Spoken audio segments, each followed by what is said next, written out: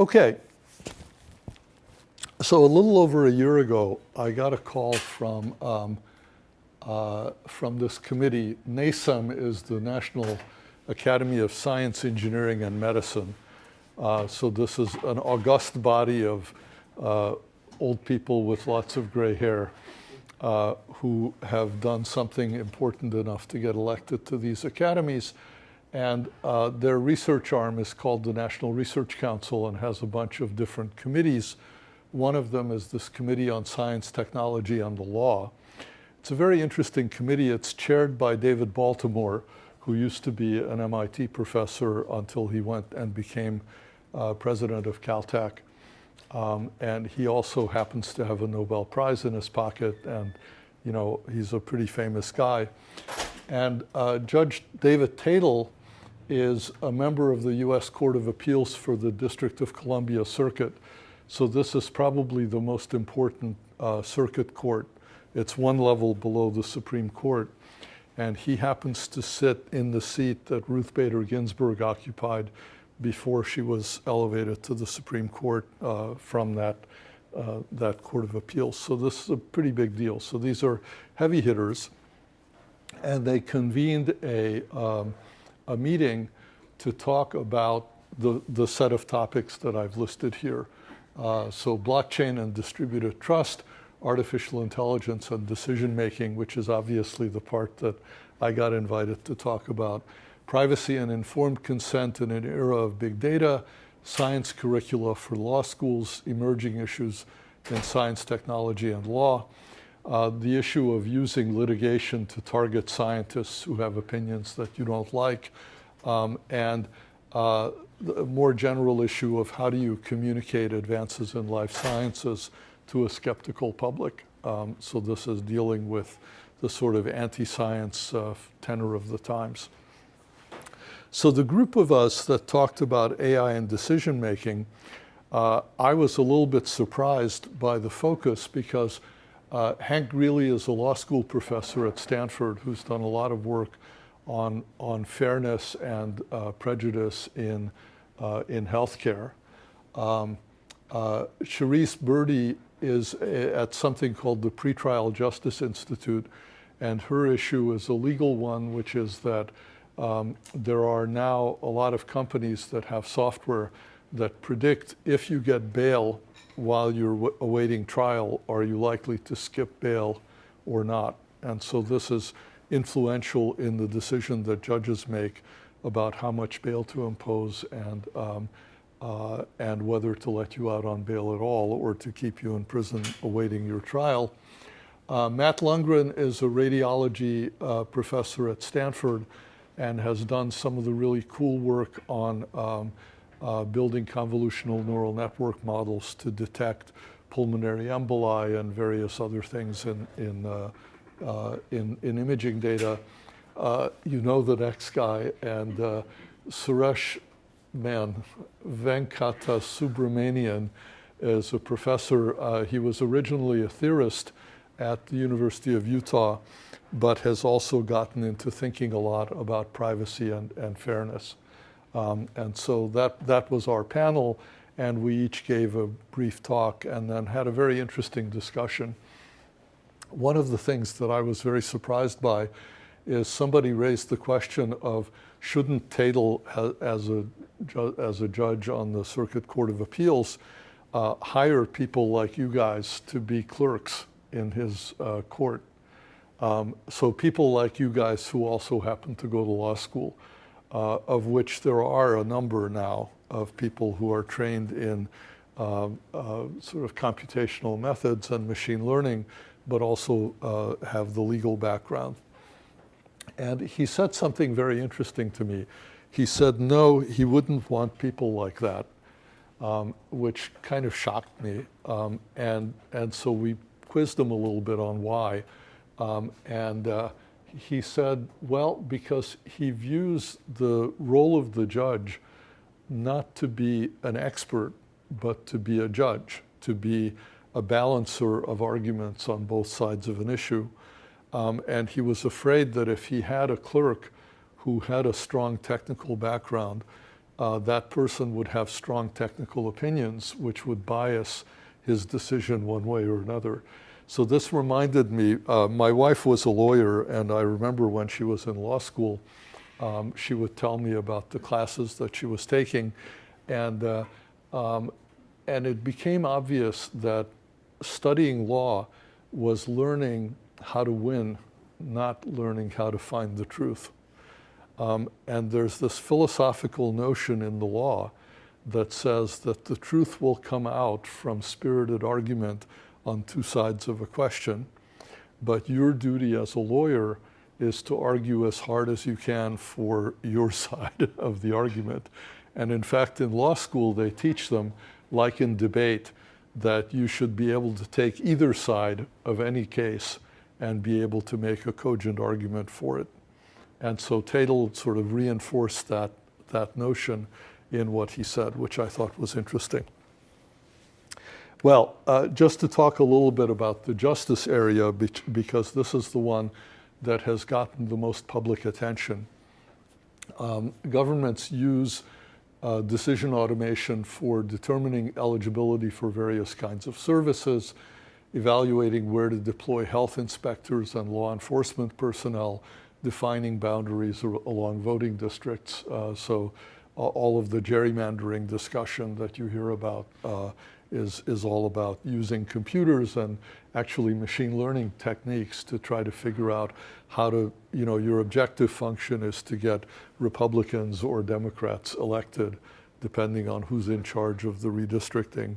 And then you tailor these gerrymandered districts in order to maximize the probability that you're going to have the majority in whatever congressional races or state legislative races. So in the law, people are in favor of these ideas to the extent that they inject clarity and precision into bail, parole, and sentencing decisions. Algorithmic technologies may minimize harms that are the products of human judgment. So we know that people are in fact prejudiced, and so there are prejudices by judges and by juries that play into the decisions made in the legal system. So by formalizing it, you might win. However, conversely, the use of technology to determine whose liberty is deprived and on what terms raises significant concerns about transparency and interpretability. So next week, we're going to talk some about transparency and interpretability, but today's is really about fairness. So here's an article from September of last year, saying that as of October of this year, if you get arrested in California, the decision of whether you get bail or not is going to be made by a computer algorithm, not by a human being. Okay, so it's not 100%. There is some discretion on the part of this county official who will make a recommendation, and the judge ultimately decides. But I suspect that until there are some egregious outcomes from doing this, it will probably be quite commonly used. Now, the critique of these bail algorithms is based on a number of different factors. One is that the algorithms reflect a severe racial bias. So, for example, if you are two identical people, but one of you happens to be white and one of you happens to be black, the chances of you getting bail are much lower if you're black than if you're white. Now, you say, well, how could that be given that we're learning this algorithmically? Well, it's a complicated feedback loop because the algorithm is learning from historical data. And if historically judges have been less likely to grant bail to an African American than to a Caucasian American, then the algorithm will learn that that's the right thing to do and will nicely incorporate exactly that prejudice. And then the second problem, which I consider to be really horrendous, is that in this particular field, the algorithms are developed privately by private companies, which will not tell you what their algorithm is. You can just pay them and they will tell you the answer, but they won't tell you how they compute it. They won't tell you what data they use to train the algorithm. And so it's really a black box. And so you have no idea what's going on in that box other than by looking at its decisions. Well, and so the data collection system is flawed in the same way as the judicial system itself. So not only are there algorithms that decide whether you get bail or not, which is after all a relatively temporary question until your trial comes up, although that may be a long time, but there are also algorithms that advise on things like sentencing. So they say, how likely is this patient to be a recidivist, somebody who, when they get out of jail, they're going to offend again, and therefore they deserve a longer jail sentence because you want to keep them off the streets. Or if you're, well, so this is a particular story about a particular person in Wisconsin, and shockingly, the state Supreme Court ruled against this guy, saying that knowledge of the algorithm's output was a sufficient level of transparency in order to not violate his rights, which I think many people consider to be kind of an outrageous decision. I'm sure it'll be appealed and maybe overturned. Conversely, I keep doing, you know, on the one hand and on the other, algorithms could help keep people out of jail. So there's a Wired article not long ago that says we can use algorithms to analyze people's cases and say, oh, this person looks like they're really in need of psychiatric help rather than in need of jail time. And so perhaps we can divert him from the penal system into psychiatric care and keep him out of prison and get him help and so on. So that's the positive side of being able to use these kinds of algorithms. Now, it's not only in criminality. There's also a long discussion, you can find this all over the web, of, for example, can an algorithm hire better than a human being?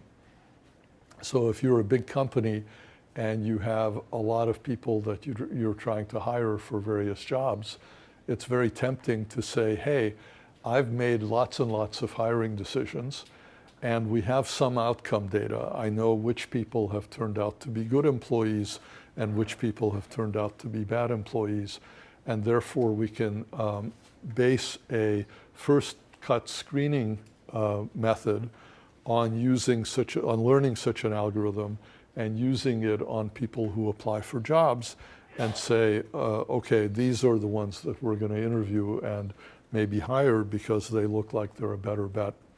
Now, I have to tell you a personal story. When I was an undergraduate at Caltech, the Caltech faculty decided that they wanted to include student members of all the faculty committees. And so I was lucky enough that I served for 3 years as a member of the undergraduate admissions committee at Caltech. And in those days, Caltech only took about 220, 230 students a year. It's a very small school. And we would actually fly around the country and interview about the top half of all the applicants in the applicant pool. So we would talk not only to the students, but also to their teachers and their counselors and see what the environment was like. And I think we got a very good sense of how good a student was likely to be based on that. So one day after the admissions decisions had been made, one of the professors, kind of as a thought experiment, said, here's what we ought to do. We ought to take the 230 people that we've just offered admission to, and we should reject them all and take the next 230 people and then see whether the faculty notices. Because it seemed like a fairly flat distribution. Now, of course, I and others argued that this would be unfair and unethical and would be, a waste of all the time that we had put into selecting these people. So we didn't do that. But then this guy went out and he looked at the data we had on people's ranking class, SAT scores, grade point average, the check marks on their recommendation letters about whether they were truly exceptional or merely outstanding. And he built a logistic regression model that's, no, it was a linear regression model that predicted the person's sophomore level grade point average, which seemed like a reasonable thing to try to predict. And he got a reasonably good fit. But what was disturbing about it is that in the Caltech population of students, it turned out that the beta for your SAT English performance was negative. Okay, so if you did particularly well in English on the SAT, you were likely to do worse as a sophomore at Caltech than if you didn't do as well. And so we thought about that a lot. Of course, we decided that that would be really unfair to penalize somebody for being good at something, especially when the school had this philosophical orientation that said we ought to look for people with broad educations. So that's just an example. And more, Science Friday had a nice show that you can listen to about this issue. So let me ask you, what do you mean by fairness? What, if we're going to define the concept,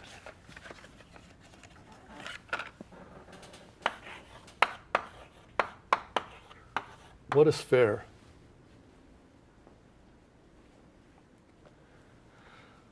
What characteristics would you like to have an algorithm have that judges you for some particular purpose? Yeah. I think it's impossible to pin down sort of, at least in my opinion, one specific definition, but for the pre-trial risk assessment, for example, I think having the error rates be similar across populations, across covariates you might care about, for example, race, I think is a good start.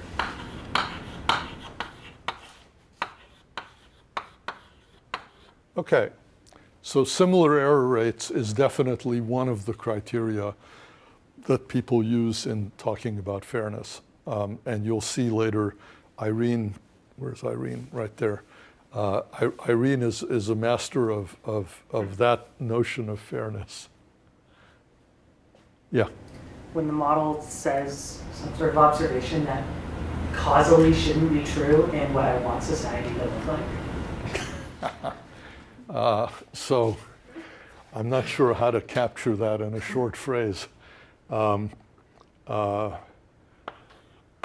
Societal goals. But that's tricky, right? I mean, suppose that I would like it to be the case that the fraction of people of different ethnicity who are criminals should be the same. Right? That seems like a good goal for fairness. How do I achieve that? I mean, I could pretend that it's the same, but it isn't the same today, objectively. And the data wouldn't support that, so that's an issue. Yeah? That people who are similar should be treated similarly, so that in case, independent of the sensitive attributes, so independent of your covariates. Similar people should lead to similar treatment.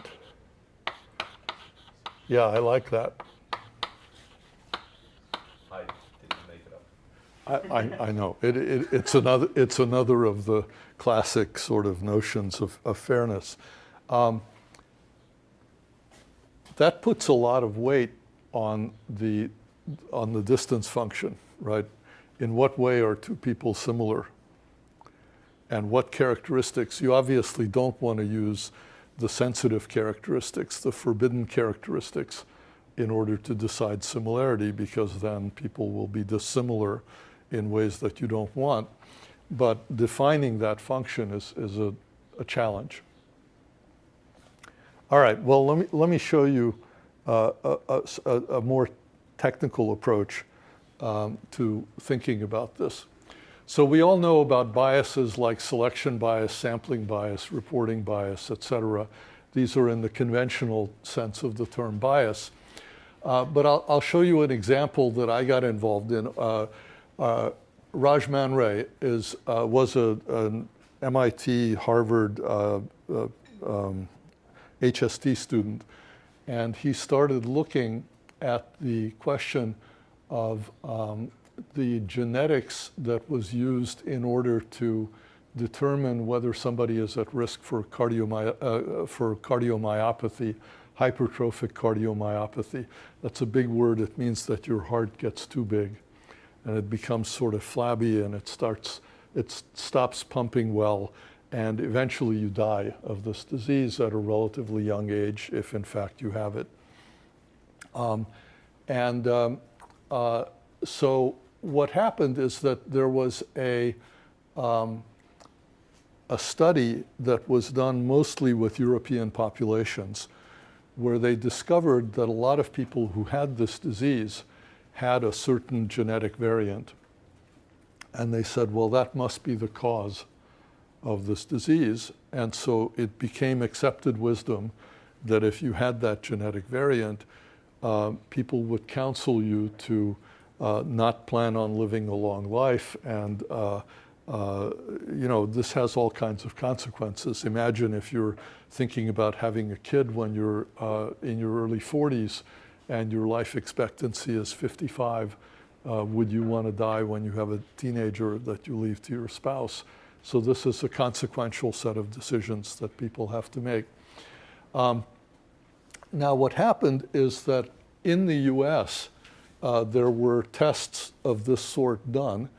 But the problem was that a lot of African and African American populations turn out to have this genetic variant frequently without developing this terrible disease, but they were all told that they were going to die, basically. And it was only after years when people noticed that these people who were supposed to die genetically weren't dying, that they said, maybe we misunderstood something. And what they misunderstood was that the population that was used to develop the model was a European ancestry population and not an African ancestry population. So you go, well, we must have learned that lesson. So this paper was published in 2016, this was one of the first in this area. Here's a paper that was published 3 weeks ago in Nature Scientific Reports that says, genetic risk factors identified in populations of European descent do not improve the prediction of osteoporotic fracture and bone mineral density in Chinese populations. So it's the same story. It's exactly the same story. Different disease. The consequence is probably less dire because being told that you're going to break your bones when you're old is not as bad as being told that your heart's going to stop working when you're in your 50s. But there we have it. Okay, so technically, where does bias come from? Well, I mentioned the standard sources, but here's an interesting analysis. This comes from Konstantin Aliferis from a number of years ago, 2006. And he says, well, look, in a perfect world, if I give you a data set, there's an uncountably infinite number of models that might possibly explain the relationships in that data, okay? I cannot enumerate an uncountable number of models. And so what I'm going to do is choose some family of models to try to fit. And then I'm going to use some fitting technique, like stochastic gradient descent or something, that will find maybe a global optimum, but maybe not. Maybe it'll find a local optimum. And then there's noise. And so his observation is that if you count O as the optimal possible model over all possible model families, and if you count L as the best model that's learnable by a particular learning mechanism, and you call A the actual model that's learned, then the bias is essentially O minus L. So it's limitation of learning method related to the target model. The variance is like L minus A. It's the error that's due to the particular way in which you learn things, like sampling and so on. Okay? And you can estimate the significance of differences between different models by just permuting the data, randomizing essentially the relationships in the data, and then you get a curve of performance of those models, and if yours lies outside the 95% confidence interval, then you have a p equal 0.05 result that this model is not random, okay? So that's the typical way of going about this. Now you might say, but isn't discrimination the very reason we do machine learning? Not discrimination in the legal sense, but discrimination in the sense of separating different populations. And so you could say, well, yes, but some bases for differentiation are justified and some bases for differentiation are not justified. So they're either practically irrelevant, or we decide for societal goals that we want them to be irrelevant and we're not going to take them into account. One lesson from people who have studied this for a while is that discrimination is domain specific. So you can't define a universal notion of what it means to discriminate, because it's very much tied to these questions of what is practically and morally irrelevant in the decisions that you're making. And so it's going to be different in criminal law than it is in medicine, than it is in hiring, than it is in various other fields, college admissions, for example. And it's feature specific as well. So you have to take the individual features into account. Well, historically, the government has tried to regulate these domains. And credit is regulated by the Equal Credit Opportunity Act, education by the Civil Rights Act and various amendments, employment by the Civil Rights Act, housing by the Fair Housing Act, public accommodation by the Civil Rights Act. More recently, marriage is regulated originally by the Defense of Marriage Act, which, as you might tell from its title, was against things like people being able to marry who were not the traditional marriage that they wanted to defend. But it was struck down by the Supreme Court about 6 years ago as being discriminatory.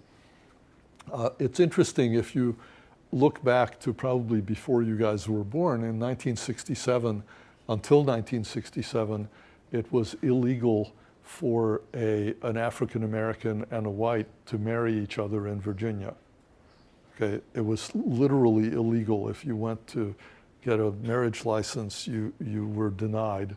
And if you got married out of state and came back, you could be arrested. This happened much later. Trevor Noah, if you know him from The Daily Show, wrote a book called Born a Crime, I think. And his father is white Swiss guy and his mother is a South African black. And so it was literally illegal for him to exist under the apartheid laws that they had. And he had to pretend to be, his mother was his caretaker rather than his mother, in order to be able to go out in public, because otherwise they would get arrested. So this has recently, of course, also disappeared, but these are some of the regulatory issues. So here are some of the legally recognized protected classes: race, color, sex, religion, national origin, citizenship, age, pregnancy, familial status, disability, veteran status, and more recently sexual orientation in certain jurisdictions, but not everywhere around the country.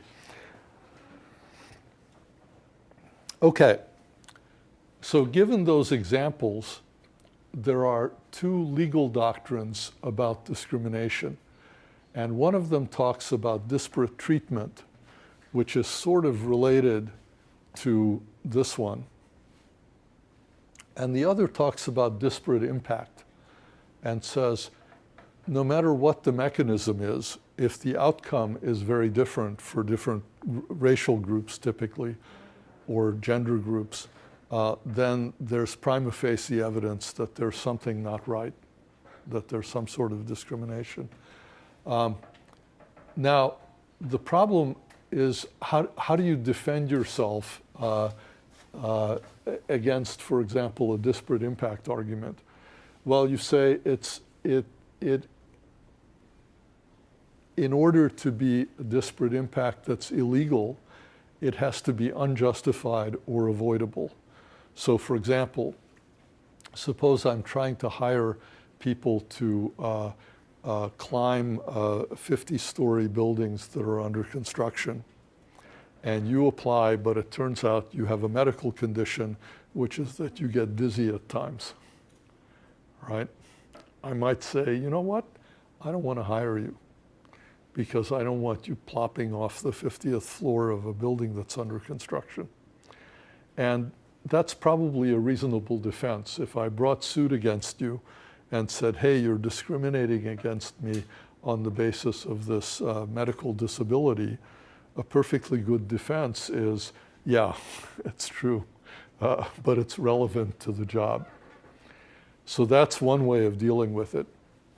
Now, how do you demonstrate disparate impact?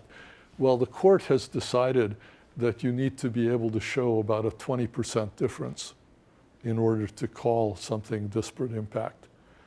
So the question, of course, is can we change our hiring policies or whatever policies we're using in order to achieve the same goals but with less of a disparity in the impact. So that's the challenge. Now, what's interesting is that disparate treatment and disparate impact are really in conflict with each other. And you'll find that this is true in almost everything in this domain. So disparate impact is about distributive justice and minimize inequality of outcome. Disparate treatment is about procedural fairness and equality of opportunity, and those don't always mesh. In other words, it may well be that equality of opportunity still leads to differences in outcome. And you can't square that circle easily.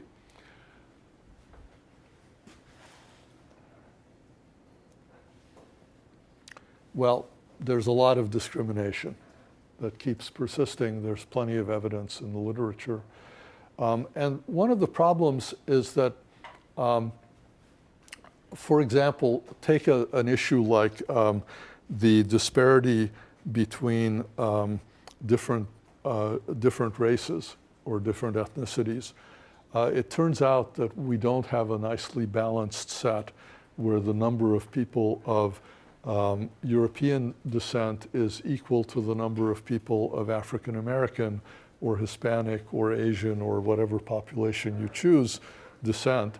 And therefore, we tend to know a lot more about the majority class than we know about these minority classes. And just that additional data and that additional knowledge might mean that we're able to reduce the error rate simply because we have a larger sample size. Okay, so if you want to formalize this, this is Moritz Hart's part of the tutorial that I'm stealing from. in this talk. This was given at KDD about a year and a half ago, I think. And Moritz is a professor at Berkeley who actually teaches an entire semester-long course on fairness in machine learning. So there's a lot of material here.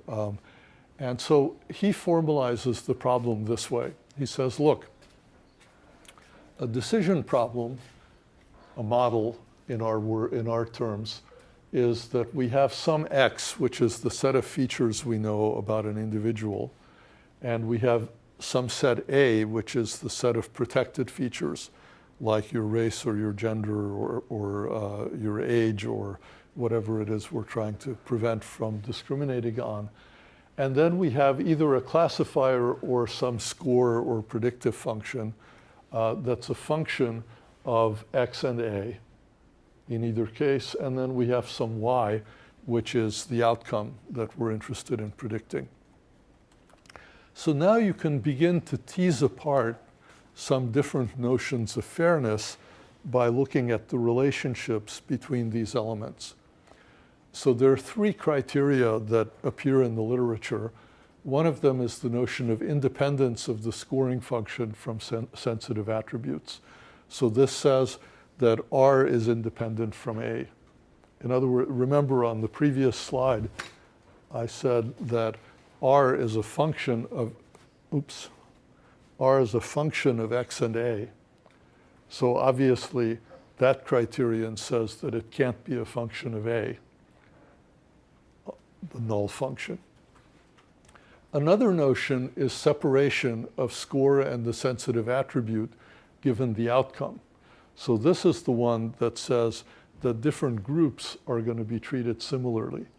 In other words, if I tell you the group, the outcome, you know, the people who did well at the job and the people who did poorly at the job, then the scoring function is independent of the protected attribute, right? So that allows a little more wiggle room because it says that the protected attribute can still predict something about the outcome. It's just that you can't use it in the scoring function given that the category of which outcome category that individual belongs to. And then sufficiency is the inverse of that. It says that given the scoring function, the outcome is independent of the protected attribute. So that says, can we build a fair scoring function that separates the outcome from the protected attribute? So here's some detail on those. If you look at independence, this is also called by various other names. Basically what it says is that the probability of a particular result, R equal 1, is the same whether you're in class A or class B in the protected attribute. Okay, so what does that tell you? That tells you that the scoring function has to be universal over the entire data set and has to not distinguish between people in class A versus class B. All right, that's a pretty strong requirement.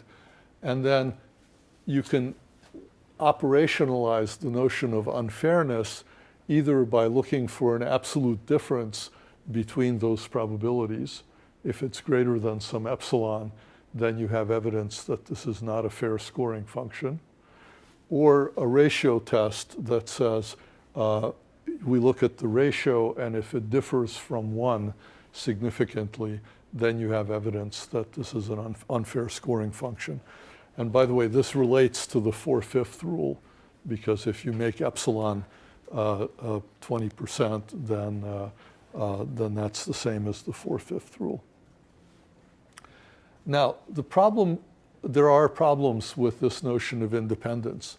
So it only requires equal rates of decisions for hiring or giving somebody a liver for a transplant or whatever topic you're interested in. And so what if hiring is based on a good score in group A but random in B? So for example, what if we know a lot more information about group A than we do about group B, so we have a better way of scoring them than we do of scoring group B. So you might wind up with a situation where you wind up hiring the same number of people, the same ratio of people in both groups, but in one group you've done a good job of selecting out the good candidates, and in the other group you've essentially done it at random. Well, the outcomes are likely to be better for group A than for group B, which means that you're developing more data for the future that says we really ought to be hiring people in group A because they have better outcomes. So there's this feedback loop. Or alternatively, well, of course it could be caused by malice also. You know, I could just decide as a hiring manager, I'm not hiring enough African Americans, so I'm just going to take some random sample of African Americans and hire them, and then maybe they'll do badly, and then I'll have more data to demonstrate that this was a bad idea. Okay, so that would be malicious. There's also a technical problem, which is it's possible that the category, the group, is a perfect predictor of the outcome, in which case, of course, they can't be separated. They can't be independent of each other. Now, how do you achieve independence? Well, there are a number of different techniques. One of them is there's this article by Zemmel that's about learning fair representations. And what it says is you create a new representation, Z, which is some combination of X and A. And you do this by maximizing the mutual information between X and Z, and by minimizing the mutual information between A and Z. So this is an idea that I've seen used in machine learning for robustness rather than for fairness, where people say, you know, the problem is that given a particular data set, you can overfit to that data set.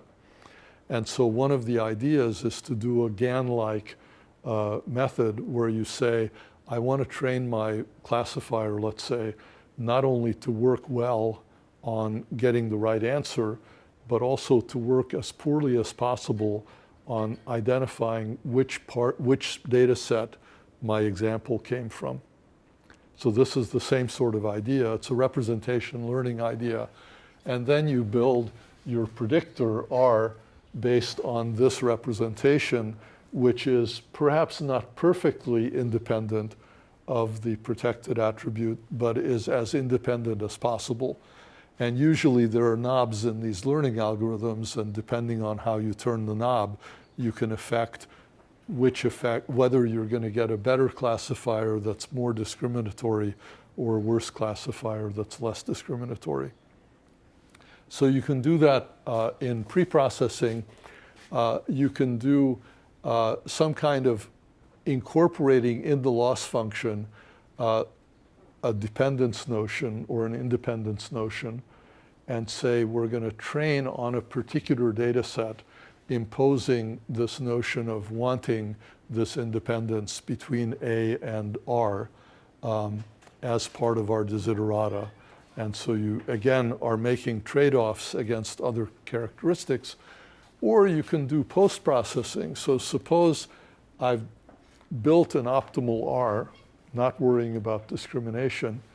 Then I can do another learning problem that says I'm now going to build a new F, which takes R and the protected attribute into account. And it's going to minimize the cost of misclassifications. And again, there's a knob where you can say, how much do I want to emphasize misclassifications for the protected attribute, or based on the protected attribute. So this was still talking about independence. The next notion is separation, that says, given the outcome, I want to separate A and R. So that graphical model shows it to you that the protected attribute is only related to the scoring function through the outcome. So there's nothing else that you can learn from one to the other than through the outcome. So this recognizes that the protected attribute may in fact be correlated with the target variable.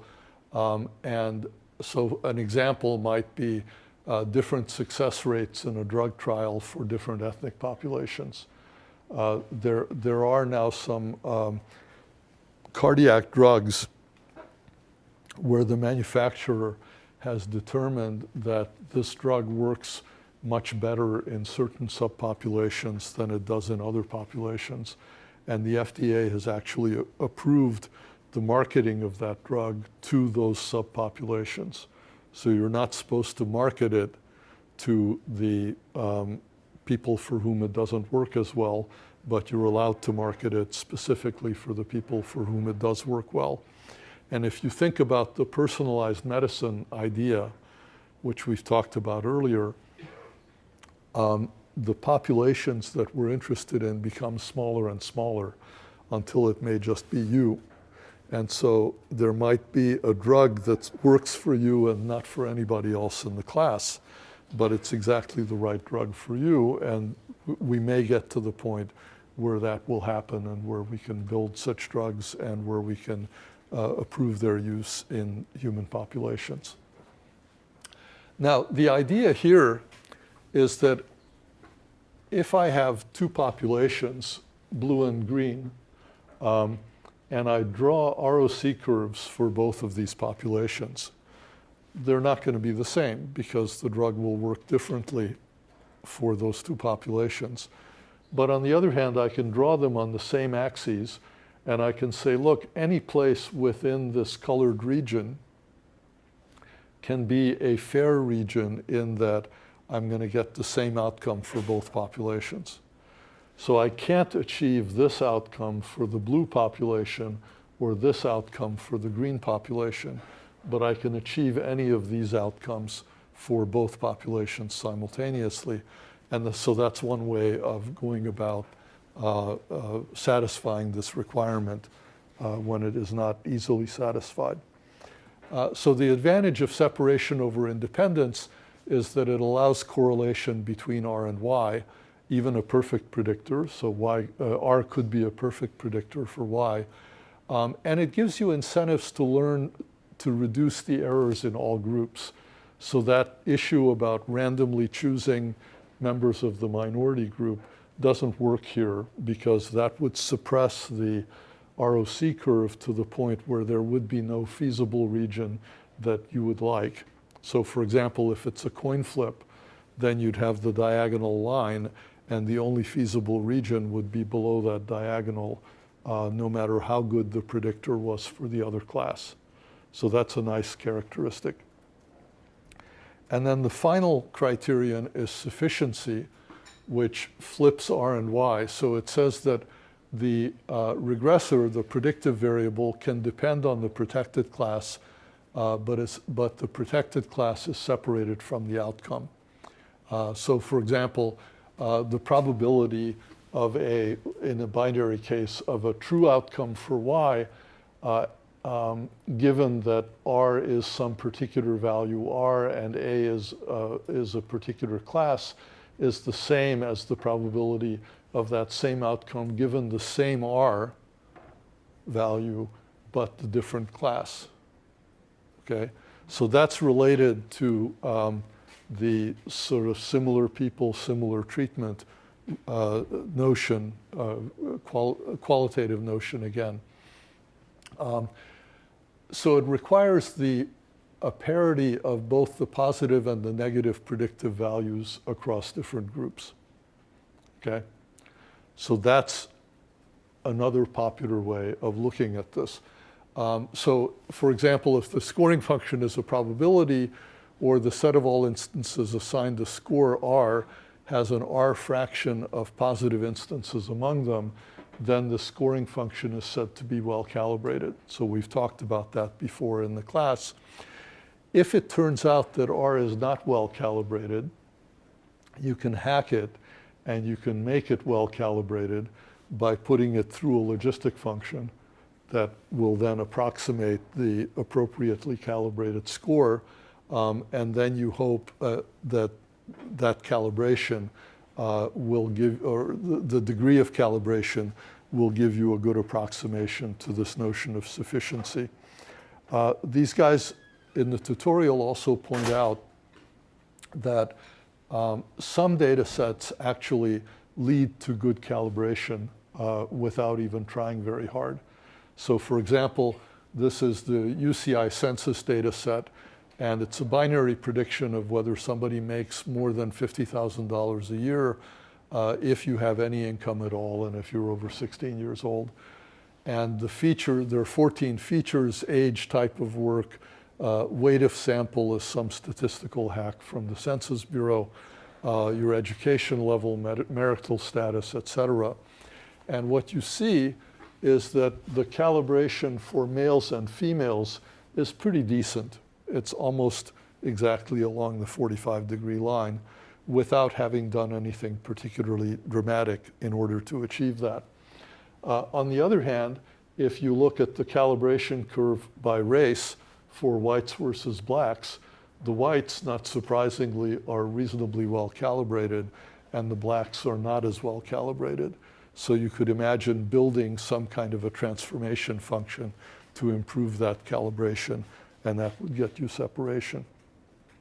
Now, there's a terrible piece of news, which is that you can prove, as they do in this tutorial, that it's not possible to jointly achieve any pair of these conditions. So you have three reasonable technical notions of what fairness means, and they're incompatible with each other, except in some trivial cases. This is not good. And I'm not going to have time to go into it, but there's a very nice thing from Google where they illustrate the results of adopting one or another of these notions of fairness on a synthesized population of people, and you can see how the trade-offs vary and what the results are of choosing different notions of fairness. So it's a kind of nice graphical hack. Again, it'll be in the slides, and I urge you to check that out, but I'm not going to have time to go into it. There's one other problem that they point out, which is interesting. So this was a scenario where you're trying to hire computer programmers, and you don't want to take gender into account, because we know that women are underrepresented among computer people, and so we would like that not to be an allowed attribute in order to decide to hire someone. So they say, well, there are two scenarios. One of them is that gender, A, influences whether you're a programmer or not. I mean, this is empirically true. There are fewer women who are programmers. It turns out that visiting Pinterest is slightly more common among women than men. Who knew? And then visiting GitHub is much more common among programmers than among non-programmers. That one's pretty obvious. So what they say is, you know, if you want an optimal predictor of whether somebody's going to get hired, it should actually take both Pinterest visits and GitHub visits into account. But because those go back to gender, which is an unusable attribute, they don't like this model. And so they say, well, we could use an optimal separated score, because now being a programmer separates your gender from the scoring function. And so we can create a different score, which is not the same as the optimal score, but is permitted because it's no longer dependent on your sex, on your gender. Here's another scenario that again starts with gender and says, oh, look, we know that there are more men than women who obtain college degrees in computer science. And so there's an influence there. And computer scientists are much more likely to be programmers than non-computer science majors. If you're a woman, has anybody visited the Grace Murray Hopper conference? A few of you. Yeah, so this is a really cool conference. Grace Murray Hopper invented the notion bug, or the term bug, and was a really famous computer scientist starting back in the 1940s when there were very few of them. And there's a yearly conference for women computer scientists in her honor.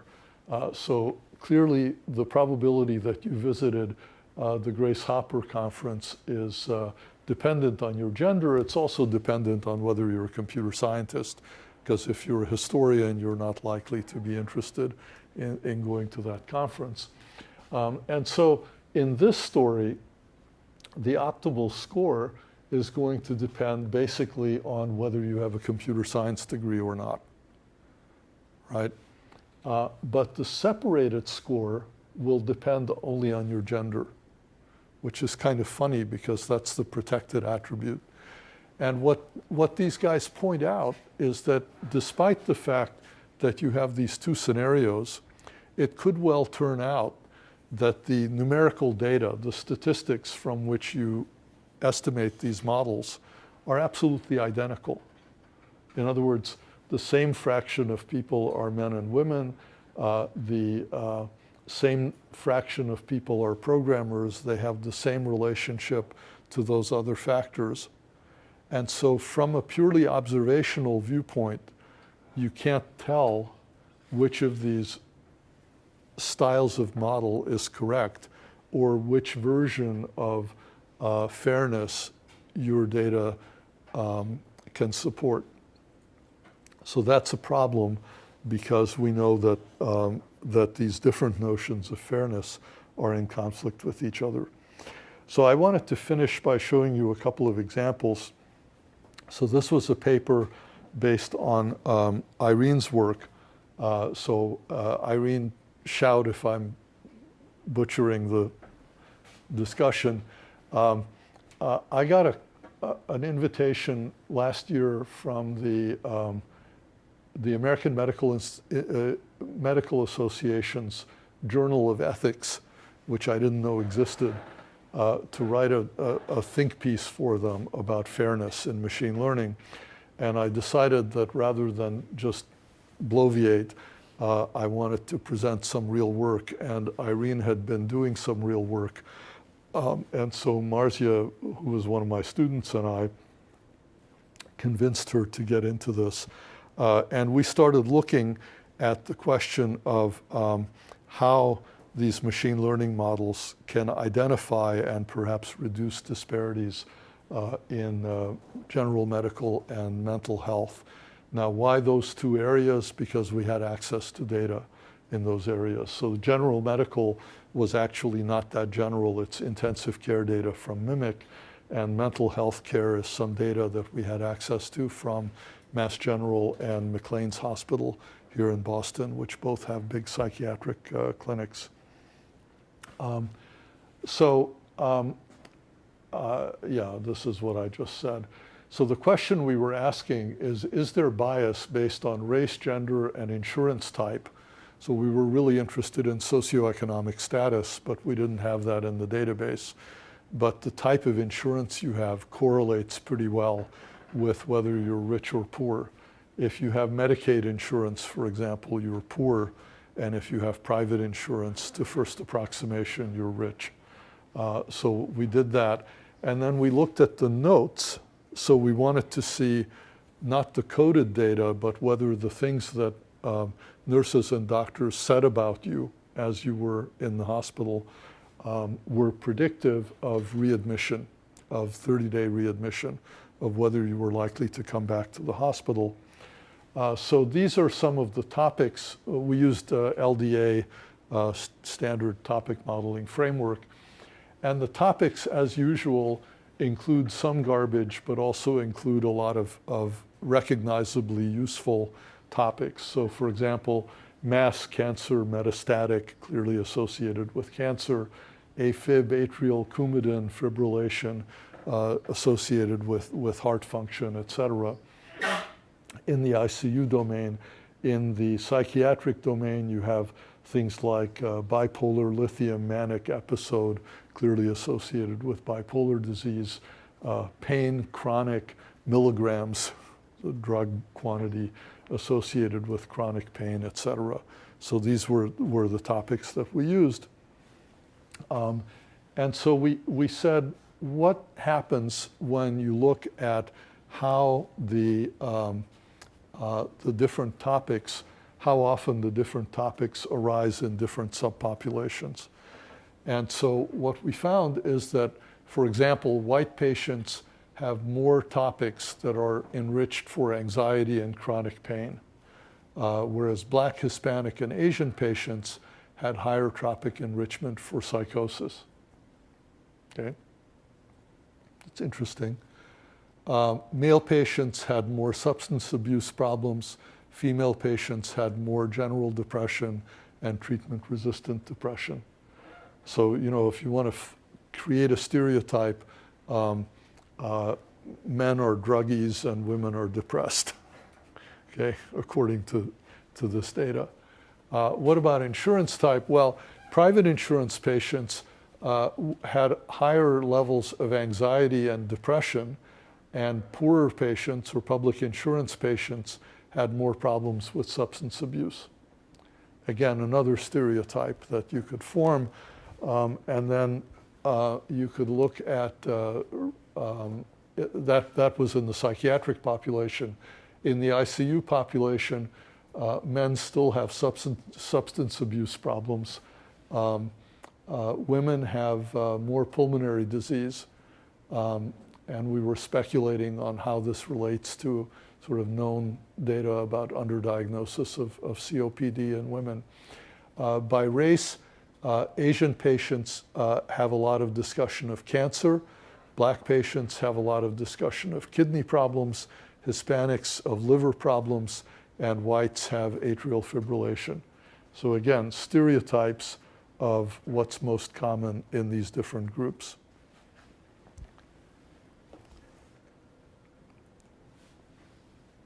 And by insurance type, those with public insurance often have multiple chronic conditions. And so public insurance patients have atrial fibrillation, pacemakers, dialysis. These are indications of chronic heart disease and chronic kidney disease. And private insurance patients have higher topic enrichment values for fractures. So maybe they're richer, they play more sports and break their arms or something. Lymphoma and aneurysms, right? Just reporting the data, just the facts. So these results are actually consistent with lots of analyses that have been done of this kind of data.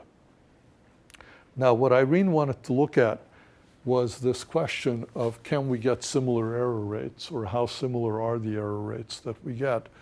And the answer is, not so much. So for example, if you look at the ICU data, we find that the error rates on a 0-1 loss metric are much lower for men than they are for women. Statistically significantly lower. So we're able to more accurately model male response or male prediction of 30-day readmission than we are, of ICU mortality for the ICU than we are for women. Similarly, we have much tighter ability to predict outcomes for private insurance patients than for public insurance patients, with a huge gap in the confidence intervals between them. So this indicates that there is, in fact, a racial bias in the data that we have and in the models that we're building. These are particularly simple models. In psychiatry, when you look at the comparison for different ethnic populations, you see a fair amount of overlap. One reason we speculate is that we have a lot less data about psychiatric patients than we do about ICU patients. So the models are not going to give us as accurate predictions. But you still see, for example, a statistically significant difference between blacks and other and whites and other races, although there's a lot of overlap here. Again, between males and females, we get fewer errors in making predictions for males, but there's not a 95% confidence separation between them. And for private versus public insurance, we do see that separation where for some reason, in fact, we're able to make better predictions for the people on Medicare than we are, or Medicaid, than we are for patients in private insurance.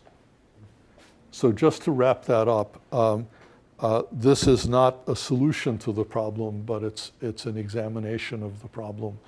And this Journal of Ethics considered it interesting enough to publish just a couple of months ago.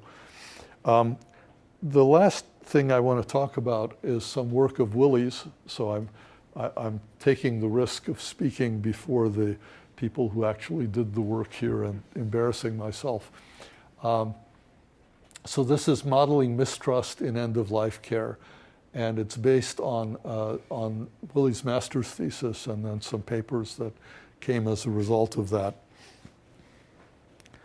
So here's the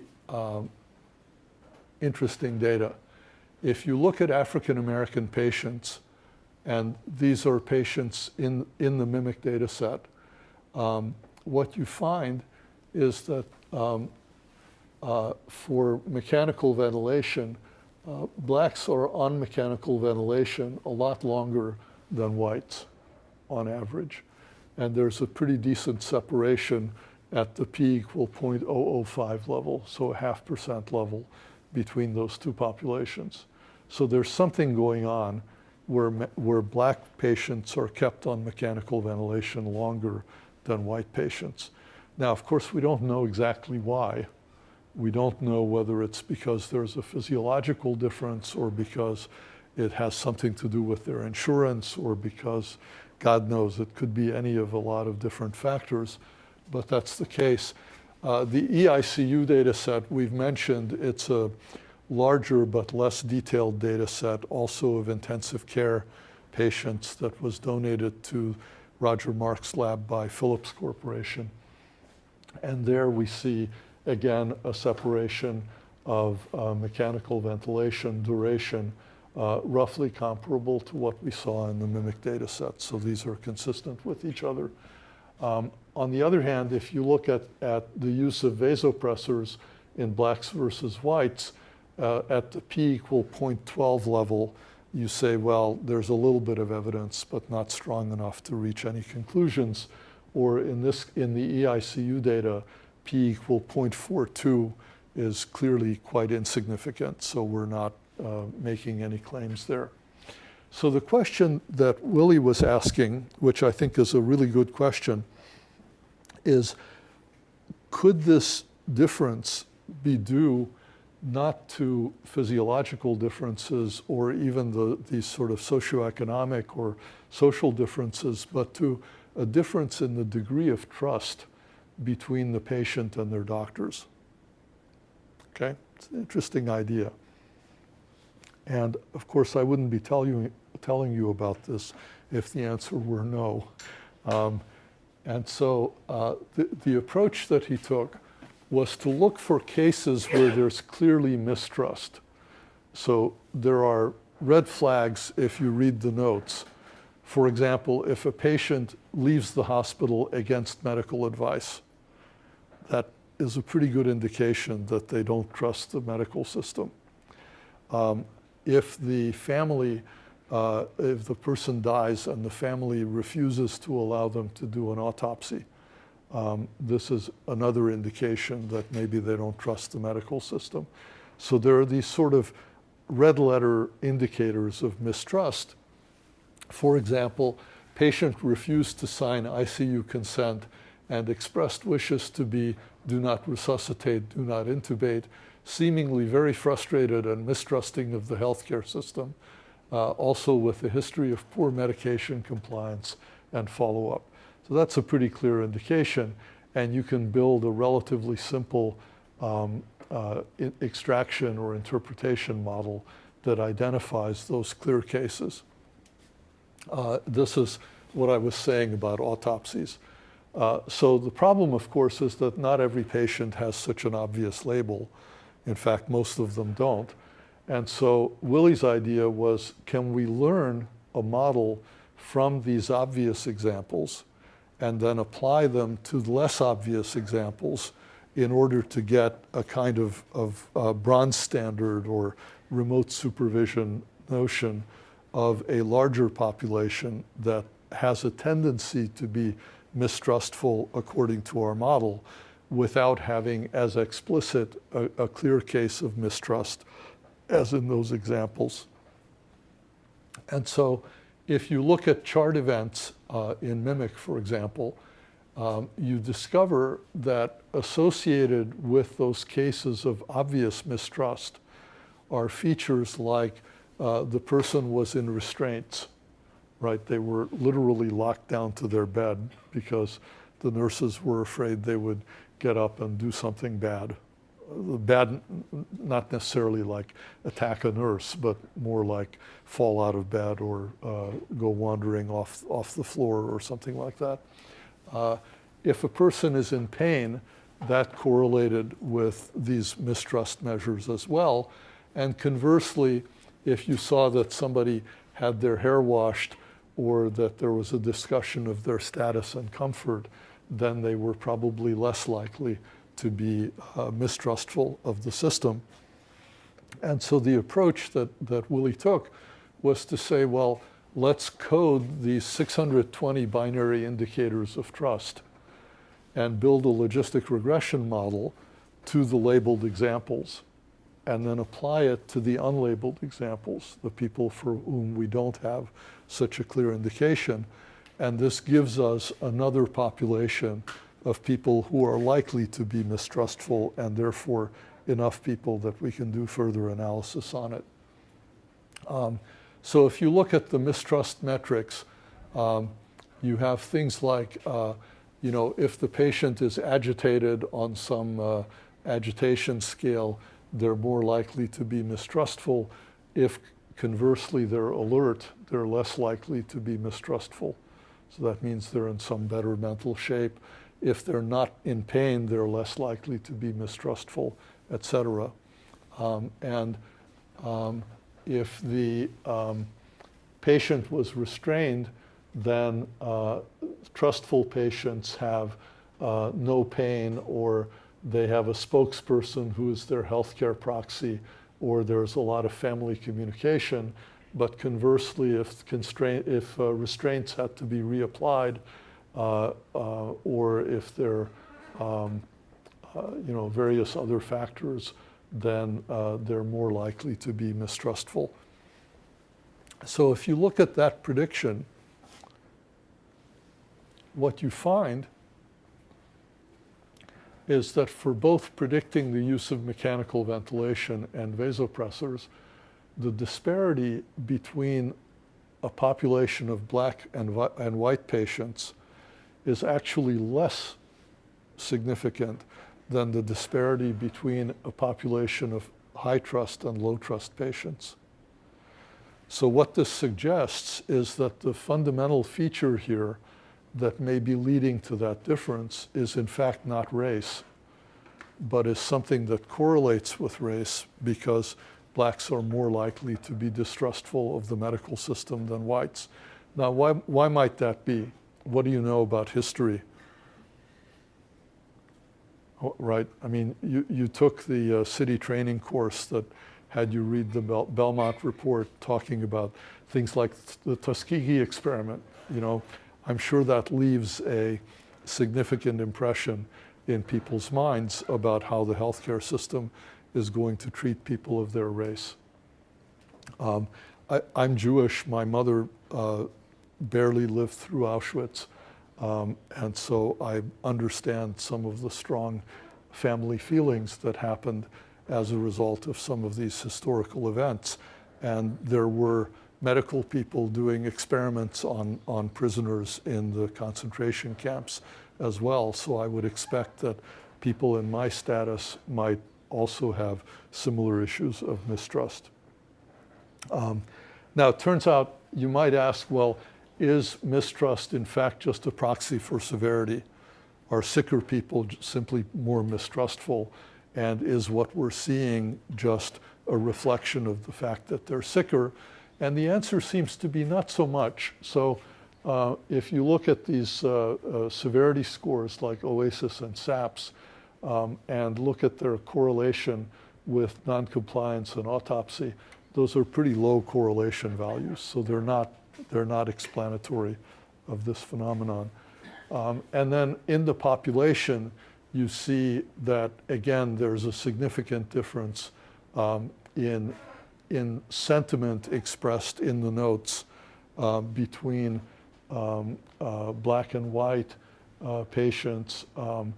The autopsy-derived mistrust metrics don't show a strong relationship, a strong difference between them, but the non-compliance-derived mistrust metrics do. So I'm out of time. I'll just leave you with the final word. There's a lot more work that needs to be done in this area. And it's a very rich area both for technical work and for trying to understand what the desiderata are and how to match them to technical capabilities. There are these various conferences. One of the people active in this area, well, one of the pairs of people, Mike Kearns and Aaron Roth at Penn, are coming out with a book called The Ethical Algorithm, which is coming out this fall. It's a popular press book. I've not read it, but it looks like it should be quite interesting. And then we're starting to see whole classes in fairness popping up at different universities. So University of Pennsylvania has the Science of Data Ethics. And I've mentioned already this Fairness in Machine Learning class at Berkeley. This is, in fact, one of the topics we've talked about. I'm on a committee that is planning the activities of the new Schwarzman College of Computing. And this notion of infusing ideas about fairness and ethics into the technical curriculum is one of the things that we've been discussing. The college obviously hasn't started yet, so we don't have anything other than this lecture and a few other things like that in the works, but the plan is there to expand more in this area.